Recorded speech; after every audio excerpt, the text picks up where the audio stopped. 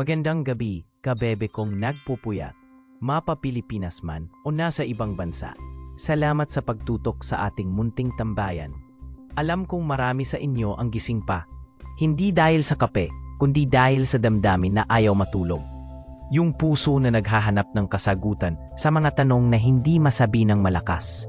Yung mga alaala na parang CD na paulit-ulit na pinapatugtog sa isip. Minsan, ang buhay parang radyo din, di ba? May mga kanta na gusto mong iskip, pero may mga tugtugin na kahit ilang beses mo nang narinig, ramdam na ramdam mo pa rin. Lalo na yung mga kanta na nagpapaalala sa iyo ng mga desisyon, yung mga sana na bumubulong sa dilim. Ang bawat oo at hindi natin ay may bigat. May mga pagpipilian tayo na akala natin noon tama, pero ngayon, pinagdududahan na natin. Pero okay lang yan, kabebe. Dito sa Tito Bebe, walang bawal na damdamin, walang mali na nararamdaman. Buksan lang ang inyong puso at ipadala ang inyong liham. At ngayong gabi, may kumatok na naman sa ating pintuan ng damdamin. Hayaan nating pakinggan ang kanyang kwento. Tito Bebe, magandang gabi po. Ako po si Sonia. Hindi ko po alam kung paano sisimulan. Ang bigat-bigat po kasi ng dibdib ko nitong mga nakaraang araw. Parang may nakabara. Gabi-gabi na lang, binabalikan ko ang isang desisyon. Isang pagkakamali na hanggang ngayon, bumabagabag sa akin. Minsan, naiisip ko, kung pwede lang ibalik ang panahon. Kung may pagkakataon lang. Pagkatapos ng shift ko sa rig, diretso ako sa karinderya ni Aling Nena sa Naig proper. Amoy sariwang isda at adobo ang hangin. Dito ko madalas makita si Jimmy dati. Siya, ESL teacher. Ako naman, oil rig worker. Sabi niya noon, Sonia, kahit pagod ka, ang ganda mo pa rin. Ngiti lang ang sagot ko. Bolero ka talaga, Jimmy.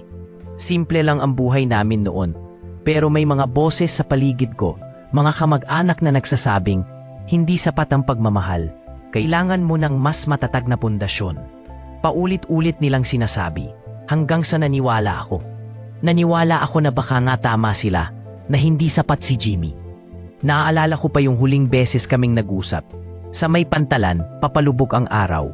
Sabi niya, Sonia, kaya kong patunayan ang sarili ko. Sabi ko, Jimmy, hindi ikaw ang problema, ako. Ang problema, yung takot ko na baka magkamali. Kaya pinili ko ang tama, pero sa loob ko, alam kong mali. Mali na pinakawalan ko siya. Mali na nakinig ako sa iba. Ngayon, dito sa karinderya, tahimik akong kumakain. Ang ingay lang, yung boses sa isip ko na nagsasabing, sana pala, hindi ako naniwala. Tahimik akong kumakain, nakatingin sa labas. Ang init ng hapon, pero mas mainit ang pakiramdam ko. Bigla akong napatigil sa pagsubo. Narinig ko ang boses ni Aling Nena. May kausap siyang dalawang babae sa kabilang mesa. Nagkukwentuhan sila tungkol sa mga nangyayari sa bayan. Pero may isang pangalan na tumalon sa pandinig ko. Jimmy.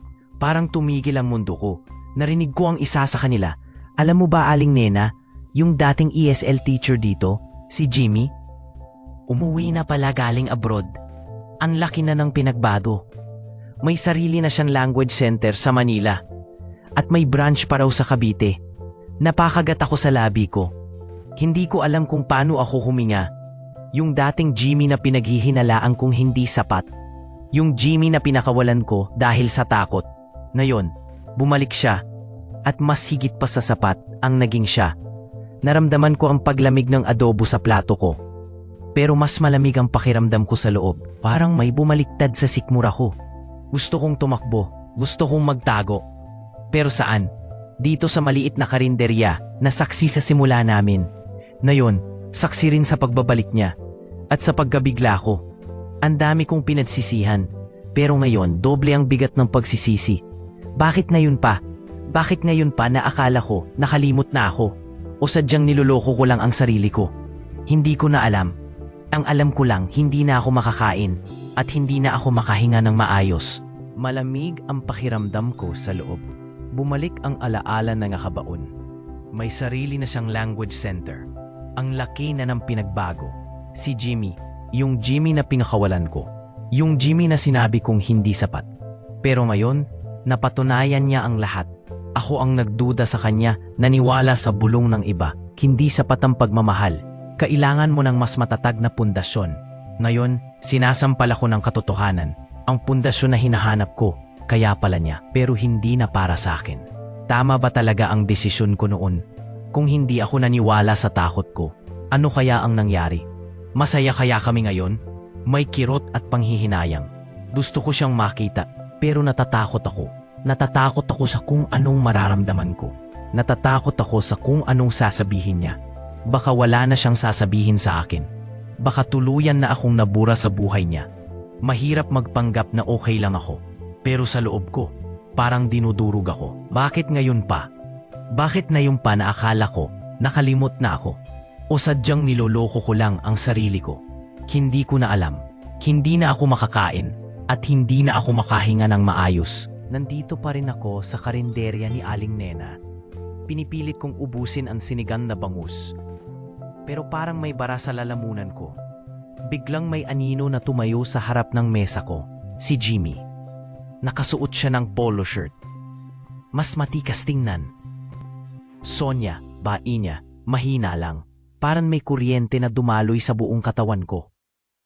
Jimmy, sagot ko halos pabulong. Hindi ko alam kung saan ako tiingin. Sa mata niya na datay puno ng pagmamahal? O sa sahig na lang? Kumusta ka? Tanong niya.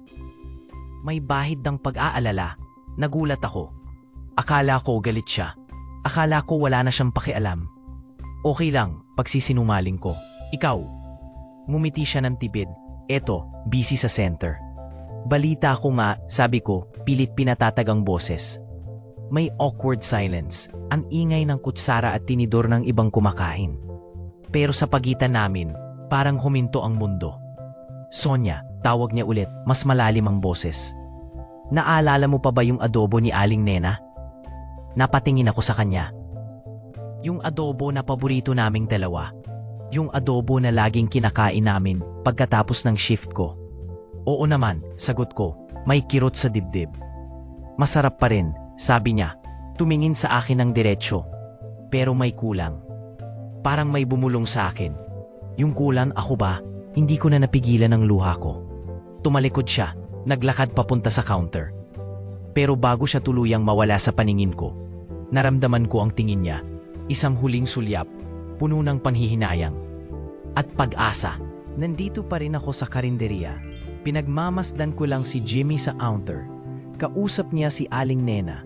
Biglang may lumapit na babae. Nakasuot ng corporate attire, mukhang profesional. Jimmy, kanina pa kita hinahanap. Sabi niya, may lambing sa boses. Hinawakan niya ang braso ni Jimmy. Parang may tumusok sa puso ko. Si Jimmy naman, ngumiti sa kanya. Ate Beth, eto, nagkape lang. Sagot niya. Ate Beth? Sino siya? Naramdaman kong uminit ang pisngi ko. Tumingin si Jimmy sa direksyon ko. Nagkatitigan kami. Yung ngiti niya kay Ate Beth, nawala. Napalitan ng pag-aalangan. Binitawan ni Ate Beth ang braso niya. Sumulyap siya sa akin, may pagtataka. Sonya, si Ate Beth pala. Kasama ko sa center. Pagpapakilala ni Jimmy. Si Sonya, dati kong kaibigan. Kaibigan, parang sinampal ako ng salitang iyon. Hello? Bati ni Ate Beth, tipid ang ngiti. Nice to meet you. Ngumiti lang ako pabalik, pilit. Yung dating pag-asa, biglang naglaho. Parang may pader na humarang sa pagitan namin. Ang sakit makita na may iba na siyang kasama. Yung kamay niya na hinawakan ni Ate Beth. Yung ngiti niya na para sa iba. Napakasakit. Nandito pa rin ako sa karinderya. Amoy suka at pritong isda ang hangin, pero wala akong malasahan. Nakita ko silang magkasama ulit, si Jimmy at si Ate Beth. Nagtawanan sila habang nag-aayos ng upuan. Yung tawa ni Jimmy, dating para sa akin, ngayon para sa iba na. Parang mag-asawa na may sariling mundo. Sabi ko sa sarili ko, Sonya, ano pa bang inaasahan mo? Naalala ko, yung sinabi niya noon, hindi ko na kayang maghintay sa wala, Sonya. Sabi ko, pero nagbago na ako, Jimmy. Handa na akong ipaglaban ka. Pero parang sinasabi ng mga mata niya, masyado ng huli. Sabi ko, hindi ko kaya to. Sabi niya, kailangan mong tanggapin ang katotohanan. Ang sakit na makita siyang masaya sa iba, sa harap ko pa. Yung dating kami, parang hangin na lang. Sabi ko, sana pala hindi ako naniwala sa mga bulong ng iba noon. pero parang sumasagot ang hangin. Pero naniwala ka, Sonia. Na yun, wala na akong magagawa para ibalik ang dati. Wala na akong babalikan na pag-asa. Parang may bumagsak na pader sa pagitan namin. Hindi na itutulay, pader na. Sabi ko, tapos na ba talaga ang lahat ng pag-asa ko? Sabi niya, matagal na, Sonia, matagal na. Nandito pa rin ako sa karinderya. Amoy pritong isda at kape ang hangin. Pero hindi na ako pwedeng manahimik. Nakita kong umalis sandali si Ate Beth para magbayad sa counter. Ito na ang pagkakataon ko. Lumapit ako kay Jimmy. Nakaupo siya sa dating pwesto namin. Tumingin siya sa akin. Nagulat. Jimmy, mahina akong sabi. Sonia, tanong niya. Walang emosyon. Kailangan kong sabihin sa'yo. Nagsimulang manginig ang boses ko. Mali ako noon. Mali na nakinig ako sa mga bulong ng iba. Mali na pinakawalan kita. Hindi ko na kayang makita kang masaya sa iba, Jimmy. Kasi ako, hindi ako masaya. Hindi ako naging masaya simula nang mawala ka sa buhay ko. Araw-araw, gabi-gabi, ikaw ang iniisip ko. Mahal pa rin kita, Jimmy. Mahal na mahal. Kung may kahit kaunting pag-asa pa na pwede pa tayo, haharapin ko na lahat ng sasabihin ng mundo. Ipaglalaban kita, Jimmy. Basta ikaw. Tinitigan niya ako ng matagal. Yung mga mata niya, parang dagat na malalim. Sonia, sabi niya. Mabigat ang bawat salita. Ang dami nang nangyari. Ang tagal kong naghintay sa wala. Pero wala ka. Ngayon, may iba na akong kasama. Masaya na ako. Hindi mo na kailangan pang ipaglaban ako. Dahil matagal na akong sumuko sa'yo. Matagal na akong bumitaw. Napakagat ako sa labi ko. Ang init ng hangin sa karinderya parang lalo pang nagpasikip sa dibdib ko. Tinitigan ko lang siya habang tumatayo siya. Yung mamasalita niya paulit-ulit sa isip ko. May iba na akong kasama. Masaya na ako. Matagal na akong sumuko sa'yo. Para akong binuhusan ng malamig na tubig. Hindi ko alam kung gaano katagal akong nakaupo doon. Ang ingay ng mga kumakain, ang tunog ng kutsara at tinidor, lahat ay lumabo. Ang tanging naririnig ko, yung huling paalam niya. Ang sakit na hindi ko inakala na mararamdaman ko ulit. Pero sa sakit na yun, may kakaibang kapayapaan. Yung kapayapaan na alam kong tapos na. Wala nang pag-asa, wala nang hahabulin, wala nang aasa. Siguro ito na nga ang kapalit ng mga maling desisyon ko noon. Ang tanggapin na may mga bagay na hindi na pwedeng ibalik. Ang tanggapin na ang pagmamahal, kahit gaano kalalim ay may hangganan din. Lalo na kung ikaw mismo ang naglagay ng hangganan. Kailangan ko nang bumangon. Kailangan ko nang umalis dito. Hindi na para sa kanya, kundi para sa sarili ko. Para sa bagong simula, kahit mag-isa. Nagmamahal, Sonia. Mga kabebe, narinig niyo ba yon? Ang bigat ng pinagdadaanan ni Sonia. Parang kape na napakaitim, walang asukal, walang gatas. Pero alam niyo, ang puso, hindi yan parang ulam na pwedeng ipa-take out ng iba. Hindi pwedeng idikta ng kapitbahay, ng kamag-anak o ng kung sino mang may pakialam sa buhay mo. Ang pagmamahal, parang alon sa dagat. Kung hindi mo sinalubong, iiwanan ka. At kung minsan, kahit anong habol mo, malayo na. Masakit, oo. Pero ang sakit na yan din ang magtuturo sa'yo na sa susunod, sarili mo ang pakinggan, hindi ang bulong ng iba, hindi ang takot. Ang buhay, parang biyahe sa bus. Ikaw ang driver. Kung saan ka papunta, desisyon mo yan. Kung bumaba ka sa maling istasyon, kasalanan mo. Pero pwede ka pa ring sumakay ulit. Hindi man sa parehong bus, pero sa bagong ruta. Ang mahalaga, matuto kang magmaneho ng tama. Huwag kang matakot magkamali, pero mas huwag kang natakot na ipaglaban ang tama para sa'yo. Kasi sa huli, ang regret, mas masakit pa sa rejection. Kaya ka bebe, bumangon ka. Hindi pa tapos ang laban. May bagong umaga, may bagong pag-asa. Basta't ang puso mo, bukas pa rin sa pagmamahal. Pero sa pagmamahal na pinili mo, hindi pinilit ng iba.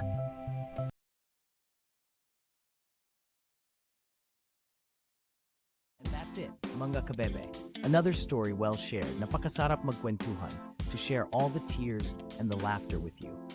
Before we say goodbye, I want to leave you with this thought from the poem Desiderata by Max Ehrmann. Be yourself, mga kabebe. Never pilit ang hindi totoo, and don't be cynical about love.